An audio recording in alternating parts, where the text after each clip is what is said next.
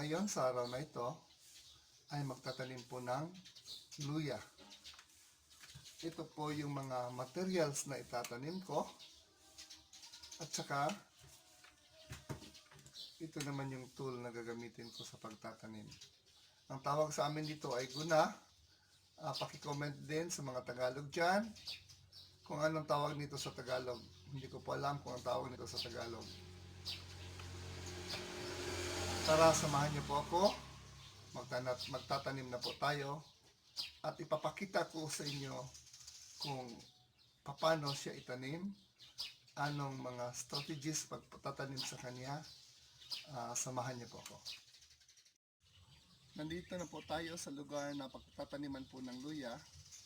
Ito po yung fertilized na lansones tree. Nilagyan ko ng bakod at pinertilize ko po ng compost. Dito ko po siya itatanim dahil yung ilalim nito po ay compost material at saka makita nyo marami na po siyang mulch. Ito po, hindi po tayo mag-alala na hindi po siya masisikatan masyado ng araw dahil ang luya po ay nagtatribe kahit hindi po siya nasisikatan ng araw as long as po na fertile masyado yung tinataniman niya. Kaya yung ilalim po nito ay compost material po, ideal po na pagtaniman ng luya.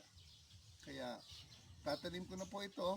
Ito yung isang strategy po ng pagtatanim na hindi na po tayo magbubungkal. Parang sasabihin natin companion planting lang siya dito sa lansones tree na ito. So napapakinabangan ko po yung compost material na nandito sa lansones tree. May isa akong side crop na luya. So itatanim ko na po.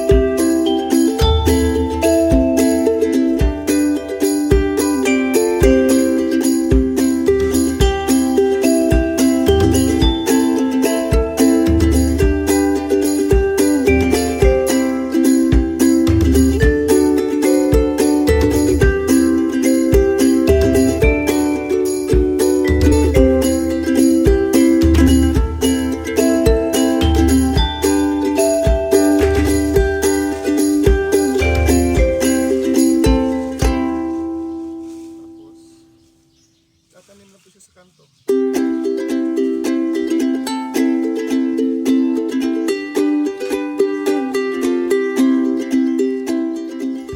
Ayan.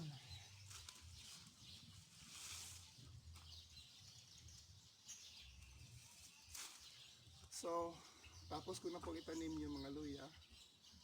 So, yung iba, tatanim ko rin sa ibang lugar.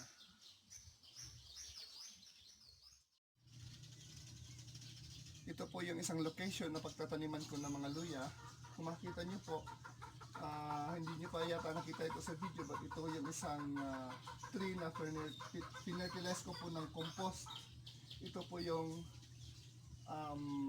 rambutan tree. Kung titingnan nyo po, napakarami na po niyang bulaklak. So napakaliit niyang puno po na mamulaklak po siya dahil po sa fertilized compost po na nagpe-fertilize sa kanya. So maganda po talaga yung compost na i-fertilize sa mga fruit trees. Tsaka nilalagyan din po ng mulch dahil pag nalalantay yung mulch, yan din yung magiging pataba at saka yan din yung magiging pataba nung luya na ito. So itatanim ko na po itong luya dito sa location, dito sa mga kanto lang po. Sa kanto ko lang po ito itatanim.